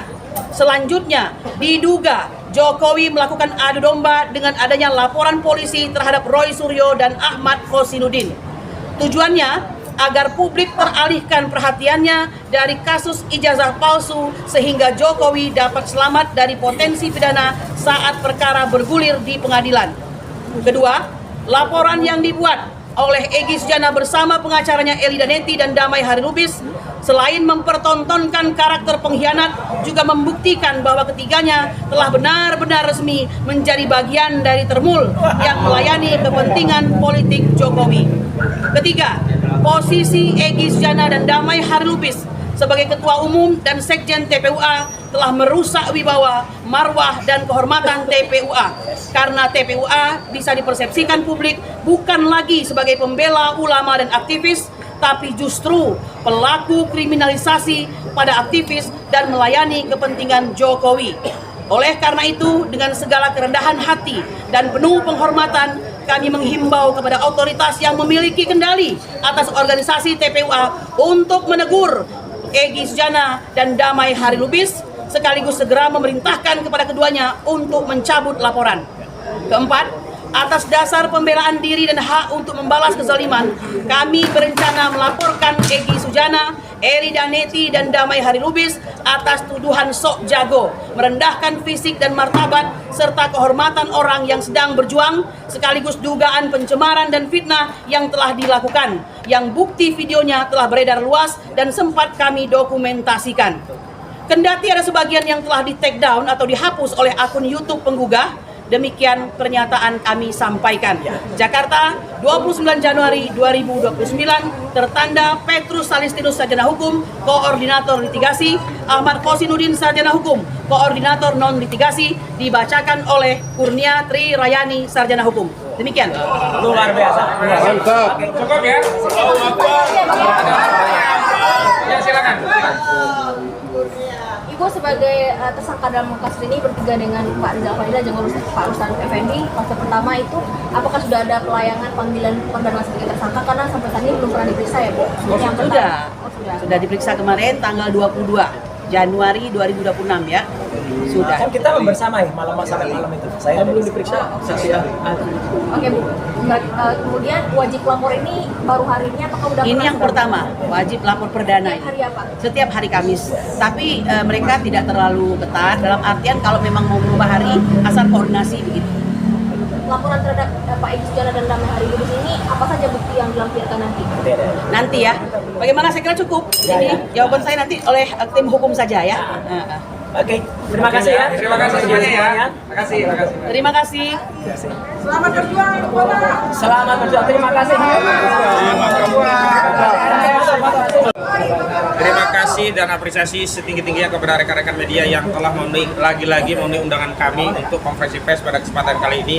Mudah-mudahan Allah membalas kebaikan. Kami tidak bisa memberikan apapun selain doa agar kawan-kawan, rekan-rekan media selalu sehat dan dalam lindungan Allah Subhanahu wa taala. Baik, terima kasih. Hari ini kami baru saja mendampingi klien-klien kami untuk menunaikan kewajiban, yakni wajib lapor. Karena hari ini tambah lagi yang harus wajib lapor. Sebelumnya Pak Roy, Pak Rizpon, dan Dr. Tifauzia Tiasuma, ada sekarang tambahan wajib lapor Bu Kurnia Tri Rayani, Pak Rustam Effendi, juga Pak Rizal Fadila. Meskipun ada lagi yang sudah bebas, tak perlu wajib lapor, tak perlu diperiksa, tetapi sekali lagi kami bersyukur karena kami tidak boleh punya sifat nifak. Ada saudara kita yang mendapat kebebasan terus kita tidak bahagia. Terus terang, kita bahagia, kita bersyukur karena apa? Karena Bang Damai Hari Lubis dan Bang Egy Sujana sudah terbebas dari status tersangka dan kembali berstatus merdeka seperti sedia kala. Gitu. Namun sekali lagi kami sangat sayangkan kebahagiaan itu akhirnya harus berkurang. Kenapa? Karena seharusnya kalau sudah berstatus tersangka dan kemudian dicabut menjadi merdeka, tentu harusnya empatinya tidak menginginkan orang lain punya status tersangka atau menjadi tidak merdeka. Tapi sayangnya justru terakhir abang-abang kita ini, Bang Damai Hari Lubis dan juga Bang Egy Sujana melaporkan, khususnya Pak Roy Suryo dan saya bahkan Ahmad Kosinudin. Saya sekarang bukan hanya penasihat hukum ya, sudah punya status baru sebagai apa? Terlapor ya. Jadi mudah-mudahan itu kebaikan buat saya karena kullukum itu adalah khair. Semua apa yang terjadi pada kita semua, insya Allah ada hikmah, ada kebaikan. Tapi terkait itu kami ingin sampaikan statement sebagai berikut. Yang pertama, kami menyadari bahwa ini semua tidak lepas dari kendali otoritas Solo. Sekali lagi, kalau kemarin ada SOP atau KUHP Solo, hari ini manuver pelaporan itu tidak lepas dari strategi pecah belah dan adu domba. Pecah belah dengan menarik dua orang dan memisahkannya dari barisan. Adu domba adalah dengan menjadikan dua orang tadi melaporkan bagian dari kawan-kawannya di perjuangan. Tapi sekali lagi karena kita sudah tahu masalahnya ada di Solo, jadi kami tidak terlalu peduli, bahkan tidak ada dendam sedikit pun kepada saudara-saudara kami yang menjadi pelapor. Meskipun demikian tentu kami harus memberikan tanggapan yang serius dan tegas agar apa? Agar tidak setiap orang itu mudah berbuat kedoliman. Dan karena kita diberi hak untuk membalas kedoliman dengan yang semisalnya. Dan atas pertimbangan itulah maka kami berencana untuk membuat laporan polisi kepada 3 pihak. Yang pertama tentu saya kepada Erida Neti, selaku kuasa hukum atau pengacara Egy Sujana, karena statementnya telah melampaui kewenangan sebagai advokat dengan bahasa-bahasa yang tidak merepresentasikan bahasa advokat. Bahasa-bahasa yang saya kira saya sangat tidak tega untuk mengulangi atau mengkutipnya dan menyerang fisik klien saya dan bahkan mengeluarkan ujaran-ujaran yang sebenarnya lebih layak itu disampaikan ke program gosip, bukan statement sebagai seorang pengacara begitu ya. Yang kedua, kami juga akan sampaikan laporan kepada saudara Egy Sujana. Karena sebenarnya setiap statement itu sangat menyakitkan, tetapi karena kita saudara, statement itu tidak kita proses. Namun hari ini ketika kami memberikan statement yang intinya kritik dan sangat menyayangkan tindakan keduanya ke Solo, justru kami dipersoalkan. Nah, hari ini kami juga akan mempersoalkan kembali, yakni statement yang menuduh kami sok jago. Jadi sekali lagi, kami tidak pernah sok jago. Orang yang menyebut kami sok jago dalam perjuangan itu, ya, itu adalah fitnah sekaligus mencemari perjuangan kami. Kami tulus ikhlas berjuang untuk dan atas nama kepentingan seluruh rakyat Indonesia. Sekali lagi kami tegaskan bahwa perjuangan ini bukan perjuangannya Roy Suryo saja, bukan perjuangannya Tifauzia Tiasuma saja, bukan hanya perjuangannya Rismon Sianipar saja, bukan hanya perjuangannya Kurnia Tidaranis saja, bukan hanya perjuangannya Rizal Fadila atau Rustam Effendi, tapi perjuangan membongkar ijazah ini, ijazah palsu saudara Joko Widodo adalah perjuangan seluruh rakyat Indonesia yang hasilnya ditunggu-tunggu oleh seluruh rakyat Indonesia. Dan karena tendensi ini perjuangan intensinya untuk seluruh rakyat Indonesia, maka tidak ada sok jago-jagoan. Kita benar-benar teguh, konsisten, amanah berada di jalan ini. Dan saya ingatkan kepada seluruh rakyat Indonesia, tidak perlu ada rasa khawatir, tidak perlu ada rasa cemas, tidak perlu ada gundah gulana, tidak perlu mengkhawatir. Kami akan menempuh jalan sebagaimana yang telah ditempuh dua orang dari saudara-saudara kami seperjuangan sebelumnya yang memutar arah, menyimpangi kami, memburu ya langkah ke Solo dengan mengendap-endap dan berhasil mendapatkan SP3. Kami secara tegar terbuka akan terus berada di jalan ini sampai titik darah penghabisan, sampai titik finish, sampai ada keputusan yang berkekuatan hukum tetap terhadap status ijazah saudara Joko Widodo. Jadi kami tegaskan, kami bahagia, gembira, tidak bersedih. Jadi rakyat Indonesia jangan pernah ada yang berpikiran bahwa kami bersedih dilaporkan. Tidak, kami tetap teguh, tegar, dan terus berjuang. Selanjutnya, kami ingin tegaskan karena ada beberapa statement yang perlu disampaikan secara langsung. Pertama, kami persilakan Bang Herman Kadir sebagai perwakilan kami untuk menyampaikan. Lalu nanti Bung Gafur sekali terkait materi dan substansi yang akan dilaporkan, dilanjutkan ke yang lainnya. Silakan Bang Herman. Di tengah Bang Herman, di tengah. Ya. Bismillahirrahmanirrahim. Assalamualaikum warahmatullahi wabarakatuh. Sejahtera buat kita semua. Perlu saya tanggapi bahwa laporan Egy Sujana itu keliru. Sebenarnya laporan itu tidak memenuhi unsur delik. Apalagi di situ masalah tuyung. Bahasa itu jadi unsur delik. Nah, itu satu hal yang keliru menurut saya. Undang-undang KUHP kita tidak mengcover masalah itu. Ya, artinya apa? Ini sudah pernah pengalaman saya waktu dari tim pembela dimulai dulu, Jin buang anak, akhirnya dipentahkan oleh pengadilan. Jin buang anak, karena tidak memenuhi unsur delik. Artinya apa? Secara hukum legal standing atau laporan itu keliru dan tidak berdasar hukum. Yang kedua,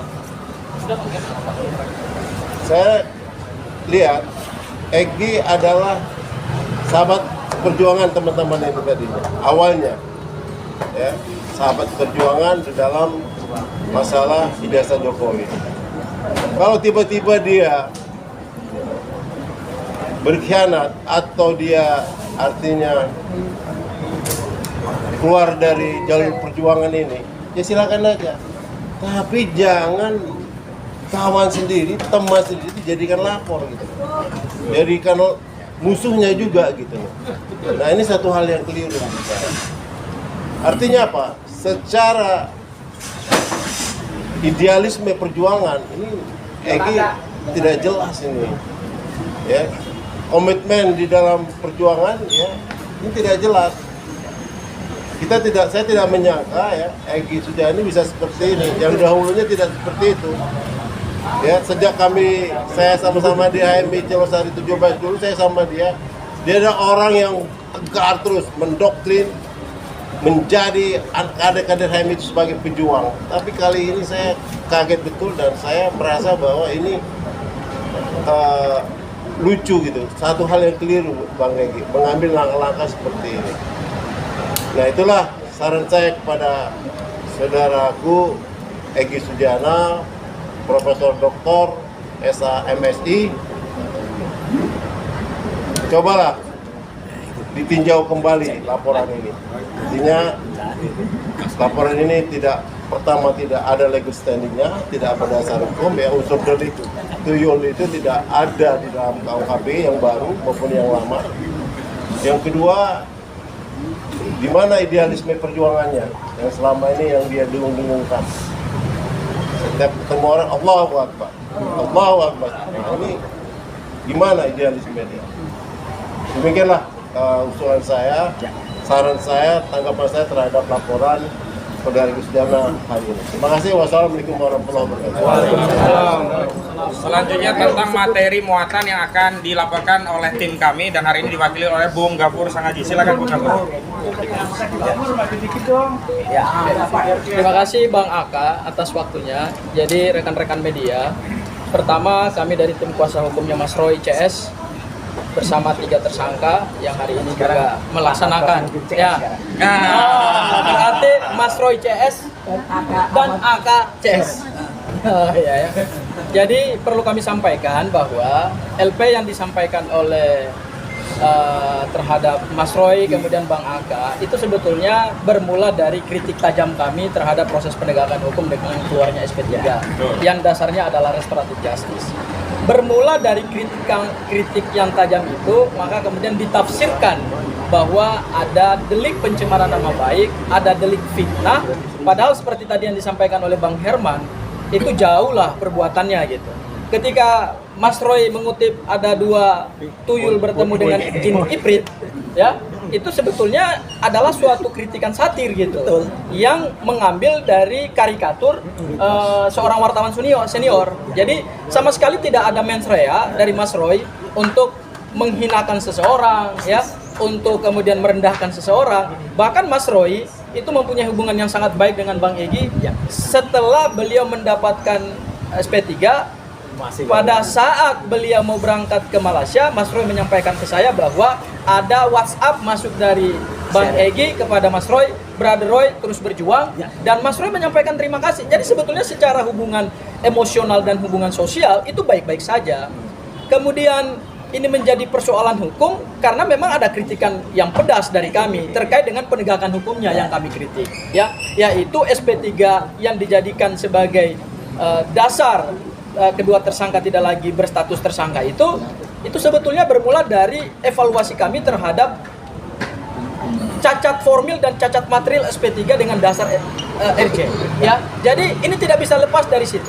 Hal yang kedua adalah dari sisi perbuatan material, apa yang disebut sebagai delik pencemaran nama baik, delik penghinaan yang dilaporkan oleh 2 pelapor, pasal 433, pasal 434, kemudian juga 27A Undang-Undang ITE, itu jauhlah dari perbuatan mereka gitu, ya. Jadi menurut kami ini sebetulnya adalah ada satu upaya untuk mengalihkan perhatian publik dari isu utama atau yang kita sebut dengan predikat crime, yaitu ada dugaan tindak pidana pemalsuan dugaan tindak pidana ijazah palsu atau persoalan ijazah palsu yang hari ini disidik oleh Polda Metro Jaya ingin dialihkan dengan LP ini, sehingga mengaburkan pusat perhatian masyarakat yang saat ini masyarakat sedang menantikan gitu loh. Mana yang benar? Apakah ijazah ini asli ataukah ijazah ini palsu gitu. Nah, ini yang coba dikaburkan. Kemudian yang terakhir adalah ini sebetulnya menjadi satu cermin bahwa demokrasi kita sedang dalam titik yang sangat nadir. Kita sudah punya KUHP dan KUHP baru. Dan sah-sah saja ketika ada warga negara, apalagi kami sebagai tim kuasa hukumnya Mas Roy, kemudian ada Bang Ahmad Kozinudin, ada Bang Herman, kemudian ada Bang Jack Aspardi Pilihan, dan yang lain ada Bang Medi juga. Ketika menyusun satu bentuk, menyampaikan satu bentuk kritikan hukum yang pedas, itu sah secara hukum. Karena kehadiran seorang advokat warga negara itu kan adalah melakukan check and balance terhadap proses penegakan hukum. Kalau aparat penegak hukum dikritik dan kemudian itu ditafsirkan sebagai satu bentuk delik fitnah dan pencemaran nama baik, Gimana kita mau mempertaruhkan negara hukum kita gitu? Berarti semua proses hukum yang dilakukan oleh aparat penegak hukum ya tidak perlu dikoreksi. Ya, bisa saja penegakan hukum itu dilakukan secara sepihak tanpa ada check and balance dari masyarakat atau aparat penegak kami ini juga sebagai penegak hukum. Ya berarti buat apa kita punya KUHP dan KUHP baru? Katanya kita sudah punya hukum pidana nasional yang berdasarkan Pancasila, Undang-Undang Dasar 45 dan nilai kearifan lokal. Kok ada warga negara yang mengkritik proses penegakan hukum, kemudian itu ditafsirkan sebagai pencemaran nama baik? Ini yang sesuatu yang menurut kami sangat keliru. Oleh karena itu, terkait dengan pilihan tim hukum untuk kemudian melakukan langkah hukum terhadap laporan tersebut, kami pikir adalah itu hal yang sangat wajar dan sah saja. Karena saat ini memang tim hukum sedang melakukan pengkajian terhadap materi-materi mana yang nanti kemudian akan kami laporkan ke SPKT Polda Metro Jaya, ya, dengan pelapor adalah Mas Roy dan kemudian Bang Aka, ya. Mungkin kami tidak bisa membuka secara gamblang materinya apa, karena itu adalah materi penyelidikan, dan kalau naik tahap penyidikan itu juga nanti menjadi materi penyidikan. Tapi yang kami sayangkan adalah kok perkara ini semakin hari menggelinding seperti snowball effect yang kemudian menimbulkan kegaduhan yang semakin meluas gitu. Ini karena apa? Karena tidak ada mitigasi risiko dari Pak Joko Widodo. Coba kalau Pak Joko Widodo mau kemudian dari awal menyelesaikan perkara ini dengan sikap kenegarawanan, menunjukkan ijazah itu kepada publik, dan mengcounter hasil penelitiannya Mas Roy, Bang Rismon, Dr. Tifa secara ilmiah juga. Jangan melakukan langkah hukum pidana. Begitu langkah hukum pidana diambil, snowball efeknya kemana-mana.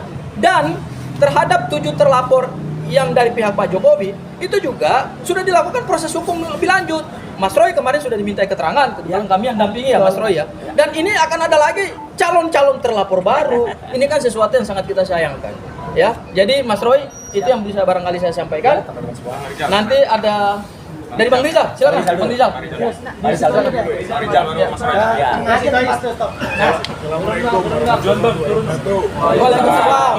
Allahu Akbar. Persoalan yang kita hadapi itu kecil, insya Allah kita akan hadapi dengan maksimal dan semuanya bisa teratasi karena tujuan kita adalah tujuan yang baik, yang suci, yang mulia, demi itu kan menyalurkan aspirasi rakyat, aspirasi masyarakat, khususnya tentang kepenasaran apakah ijazah Joko Widodo itu asli atau palsu. Yang sampai saat ini kita masih menduga palsu gitu, dan meyakini itu. Maka buktikan dong aslinya. Itu kan kita kejar terus. Gitu. Nah, saya Bu Kurnia, Pak Rustam tadi baru melakukan wajib lapor. Melanjutkan wajib lapor klaster 2. Jadi ini kayak sekarang dari belakang dulu, 2 dulu baru 1. Harusnya 1 dulu baru 2. Gitu ya. Tapi itu teknis saja. Ya, telah kami lakukan kewajiban hukum itu. Nah, intinya tentu saja dengan melaporkan dan wajib lapor kita penuhi, kita berarti sudah siap. Mau dibawa kemana ini langkah ini, proses ini, kita siap. Mau lanjut, mau berhenti, mau apapun pokoknya. Asal ijazah Joko Widodo bisa terbukti tentang palsu aslinya, yang kita yakin itu palsu. Nah, kemudian saya sebagai bagian dari TPUA juga kan tentu saja mengkritisi ini, gitu. Terutama ada yang diawali dengan sebelum pelaporan terhadap Pak Roy Suryo dan Pak Ahmad Hojinuddin kan pemecatan dulu. Wah, gitu kan. Rekan-rekan di TPUA-nya gitu dipecat. Otoritas pemecatannya sendiri nggak ada. Gitu kan. Dia hanya menyebut hak prerogatif. Hak prerogatif dari mana? Presiden. Itu pertanyaannya. Ya, yang mencopot sendiri. Otoriter itu.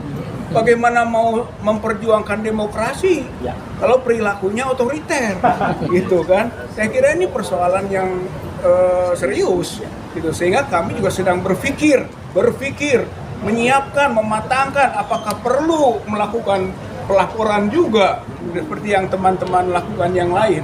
gitu kan, atas pemecatan ini. Karena apa? Tersinggung kita semua.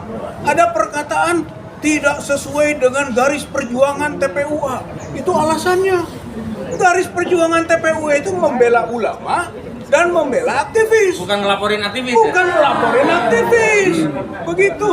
Jadi ketika dia melenceng, siapa yang keluar dari garis-garis perjuangan TPUA? Gitu. Maka kita sedang dalami itu. Gitu ya.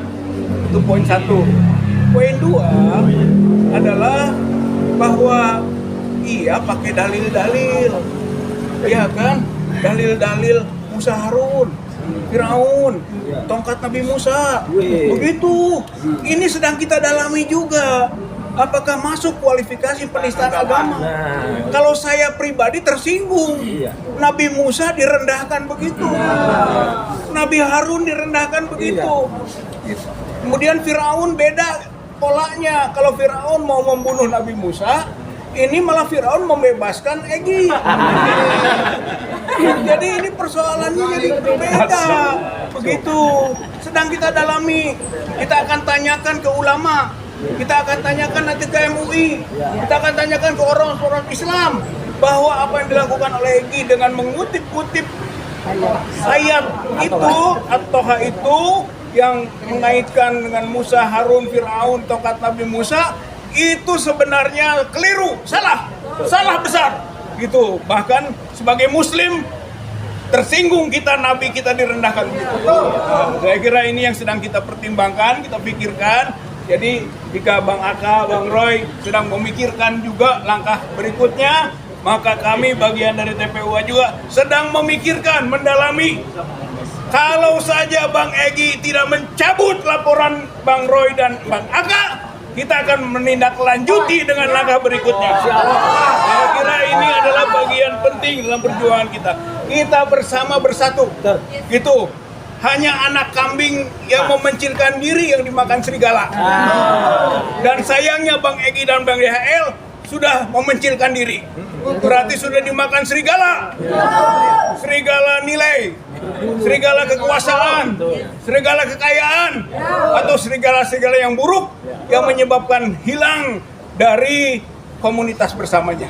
Oleh karena itu kita tetap bersatu, karena kita yakin bersatu kita teguh, bercerai kita runtuh, dan kita masih bersatu. Bang Egy dan Bang DHL sudah bercerai. Mudah-mudahan bisa disadari dan tobat kembali ya. Karena sebagai Muslim harus mendoakan sesamanya. Terima kasih. Wassalamualaikum warahmatullahi wabarakatuh. Langsung Mas Roy. Langsung. Geser Pak, biar saya ke tengah.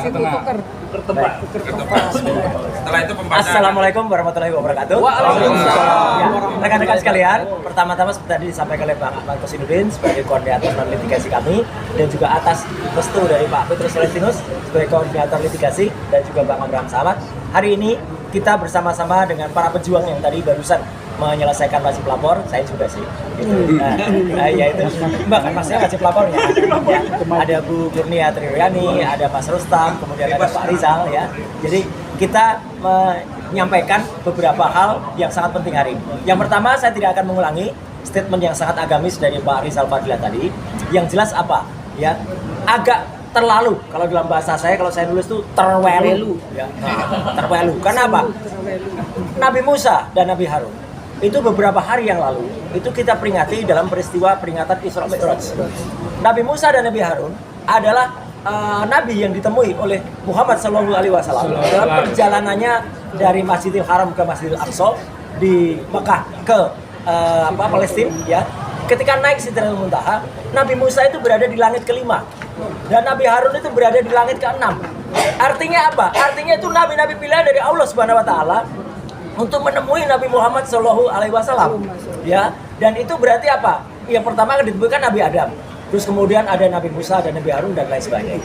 Artinya ini benar kalau misalnya ada orang-orang yang kemudian nanti tidak terima dan melaporkan karena ini sudah penistaan agama ya. Panji saja dilaporkan ya karena penistaan agama, ini lebih lagi apalagi katanya menemui Fir'aun. Lebih jahat Fir'aunnya atau lebih jahat yang ditemui? Nah, itu kita nggak tahu ya. Nah, maka saya di kesempatan ini malah berterima kasih dan mengapresiasi seorang wartawan senior dari dulu adalah mantan ketua AJI, Aliansi Jurnalis Independen, yang bernama Pak Lukas Luwarso, yang sudah sebenarnya membantu Egy dan membantu DHL dengan menyederhanakan, gak usah pakai nabi-nabian, pakai aja istilah dua tuyul ketemu Jin Ifrit, ya, dan itu ada ilustrasinya, nih ilustrasinya. Nah, jadi dua tuyul ketemu Jin Ifrit itulah yang kemudian saya pakai dua tuyulnya, yang kemudian kita sama-sama ketika berjuang waktu itu, saya pakai istilahnya, kita tetap berjuang meskipun ada dua tuyul yang melarikan diri. Nah, perkara dua tuyul itu sama dengan yang dilaporkan oleh ini, ya terserah. Dan sebenarnya yang agak tersinggung sebenarnya saya loh di sini. Ini dua tuyul ini mirip saya sama Respon. Iya. Jadi sebenarnya saya aja nggak tersinggung kok. Apalagi dilaporkan. Tadi benar Pak Herman hadir tadi. Ya, coba kita cari di KUHP atau di KUHP. Ada nggak kata-kata tuyul itu? Nggak ada. Yang ada malah Mbak Yul. Nah, siapa itu Mbak Yul? Mbak Yul itu yang tangannya bisa menembus timbus. Nah, dan ketahuan sama Bang Gaffor, dia ternyata ketika diperiksa, ketika dalam gelar perkara khusus bawa handphone. Itu. Padahal ditanya, loh ibu kok bawa handphone? Saya kan punya dua. Loh ini bukan masalah 2 handphone, 10 handphone. Nggak boleh bawa handphone itu. Nah jadi hari ini, kalau sebelum tadi teman-teman nggak usah tanya ke saya selaku pribadi dan juga insya Allah juga Bang Aka, kita mengikuti sikap dari kuasa hukum kami yang nanti akan dibacakan oleh Bu Kurnia Triroyani, ya sikap kami. Jadi kita tetap bersama, tidak ada statement pribadi. Ya ini adalah kebersamaan kita, kebersamaan dari 6 yang masih tersisa sekarang, ya untuk melawan kebatilan. Jadi insya Allah itu yang ingin saya sampaikan. Jadi sekali lagi yang ingin saya sampaikan, mau dipegang.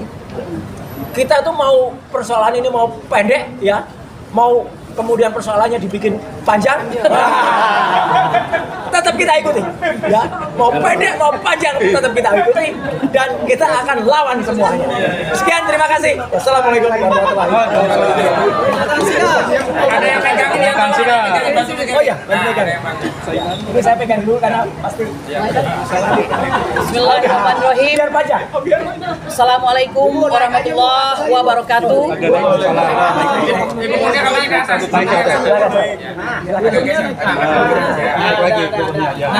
Salam sejahtera untuk kita semua. Saya pegang itu. Sebelum saya membacakan pernyataan hukum, saya ingin membacakan sikap bijak kita pada hari ini. Ini ada kata-kata bijak bahwa antara ubi dan tape itu yang tidak ada beda dalam hal warna. Yang membedakan mereka menjadi dari keras menjadi lembek dengan proses peragian. Apa itu proses peragian? Yaitu perubahan senyawa organik menggunakan oksigen dengan bantuan mikroorganisme seperti ragi, ya, kemudian jamur barangkali atau pungi begitu. Jadi inilah yang terjadi barangkali. Saya lanjutin ya. Bismillahirrahmanirrahim. Pernyataan hukum tim advokasi anti kriminalisasi akademi dan aktivis tentang pelaporan Egy Sujana dan Damai Hari Lubis terhadap Roy Suryo dan Ahmad Khosinudin adalah konfirmasi strategi pecah belah dan adu domba Jokowi. Sebagaimana diketahui, Egy Sujana bersama pengacaranya Eli Daneti telah melaporkan Roy Suryo dan Ahmad Khosinudin di Sentra Pelayanan Kepolisian Terpadu atau SPKT Polda Metro Jaya pada 26 Januari 2026. Menyusul kemudian Damai Hari Lubis melaporkan Ahmad Khosinudin. Materi laporan adalah dugaan pencernaan dan fitnah sebagaimana pencemaran dan fitnah sebagaimana dimaksud dalam pasal 433 dan pasal 434 Undang-Undang Nomor 1 Tahun 2023 tentang KUHP.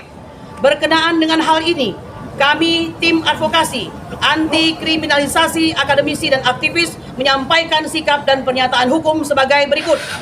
Pertama, pelaporan yang dilakukan oleh Egy Sujana dan Damai Hari Lubis adalah konfirmasi strategi pecah belah dan adu domba kubu Jokowi telah, sedang, dan akan terus dilakukan yang awalnya Jokowi memecah belah dengan terbitnya SP3 diduga atas instruksinya. Selanjutnya, diduga Jokowi melakukan adu domba dengan adanya laporan polisi terhadap Roy Suryo dan Ahmad Khosinudin. Tujuannya agar publik teralihkan perhatiannya dari kasus ijazah palsu sehingga Jokowi dapat selamat dari potensi pidana saat perkara bergulir di pengadilan. Kedua, laporan yang dibuat oleh Egy Sujana bersama pengacaranya Eli Daneti dan Damai Harilubis selain mempertontonkan karakter pengkhianat, juga membuktikan bahwa ketiganya telah benar-benar resmi menjadi bagian dari Termul yang melayani kepentingan politik Jokowi. Ketiga, posisi Egy Sujana dan Damai Harilubis sebagai Ketua Umum dan Sekjen TPUA telah merusak wibawa, marwah, dan kehormatan TPUA. Karena TPUA bisa dipersepsikan publik bukan lagi sebagai pembela ulama dan aktivis, tapi justru pelaku kriminalisasi pada aktivis dan melayani kepentingan Jokowi. Oleh karena itu, dengan segala kerendahan hati dan penuh penghormatan, kami menghimbau kepada otoritas yang memiliki kendali atas organisasi TPUA untuk menegur Egy Sujana dan Damai Harilubis, sekaligus segera memerintahkan kepada keduanya untuk mencabut laporan. Keempat, atas dasar pembelaan diri dan hak untuk membalas kezaliman, kami berencana melaporkan Egy Sujana, Eli Daneti, dan Damai Harilubis atas tuduhan sok jago, merendahkan fisik dan martabat, serta kehormatan orang yang sedang berjuang, sekaligus dugaan pencemaran dan fitnah yang telah dilakukan, yang bukti videonya telah beredar luas dan sempat kami dokumentasikan. Kendati ada sebagian yang telah di-take down atau dihapus oleh akun YouTube penggugah, demikian pernyataan kami sampaikan. Jakarta, 29 Januari 2029, tertanda Petrus Salistinus Sarjana Hukum, Koordinator Litigasi, Ahmad Kosinudin Sarjana Hukum, Koordinator Non Litigasi, dibacakan oleh Kurnia Tri Rayani Sarjana Hukum. Demikian.